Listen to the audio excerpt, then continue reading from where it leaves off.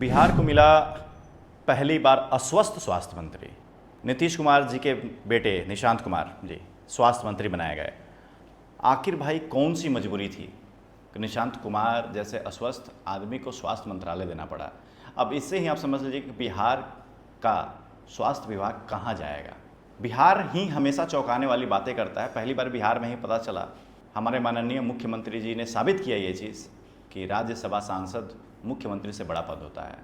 और फिर उसके बाद निशांत कुमार जी को स्वास्थ्य मंत्रालय दे दिया जाता है। बिहार में चौंकाने वाली बातें होती रहती हैं, लेकिन हम देखें तो आखिर बिहार को सुधारने की बात बार बार प्रशांत किशोर जी भी बोलते हैं, बिहार को सुधारने की बात।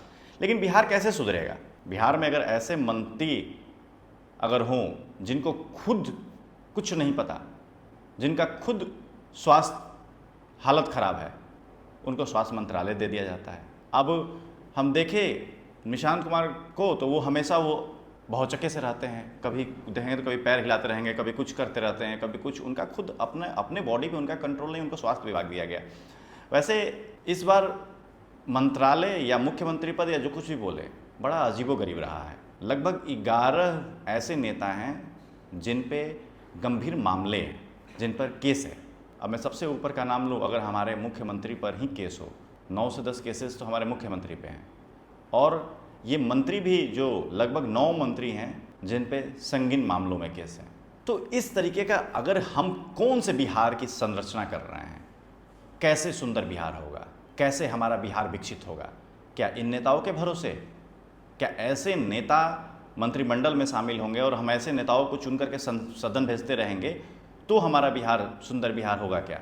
अब भी इसमें कुछ लोगों ने सवाल किया कि उपेंद्र कुशवाहा जी के बेटे को भी मंत्रालय मिला है। ठीक है, इसका भी मैं विरोध करता हूँ कि राजा का बेटा राजा, और ऐसे मंत्रालय किसी को भी जो खुद लड़के कहीं से नहीं आया, कहीं से भी पार्टी उसे पिछले दरवाजे से भेज देती है मंत्रालय में। अब आप एक चीज़ देख लो कि ठीक है, कहीं भी इस बात को भी बर्दाश्त किया जाता है कि चलो ठीक है, दीपक प्रकाश एक पढ़े लिखे नेता हैं, उनको अगर कहीं मंत्रालय में जाता तो शायद वो कुछ कर सकते हैं। लेकिन बाकी अगर हम बात कर ले तो निशांत कुमार जी को किस मेरिट पे? निशांत कुमार जी भी डिग्री तो उन्होंने ली है, लेकिन डिग्री के बाद डिग्री ही बहुत कुछ नहीं होता है। डिग्री के बाद उसकी पर्सनैलिटी, फिजिकल एबिलिटीज़, इन पर भी केयर करना चाहिए, इन पर भी देखना चाहिए आखिर वो ये संभाल भी सकते हैं कि नहीं मंत्रालय। तो अब देखना है, कहीं ऐसा ना हो कि इन नेताओं की वजह से हमारा बिहार गर्क में चला जाए।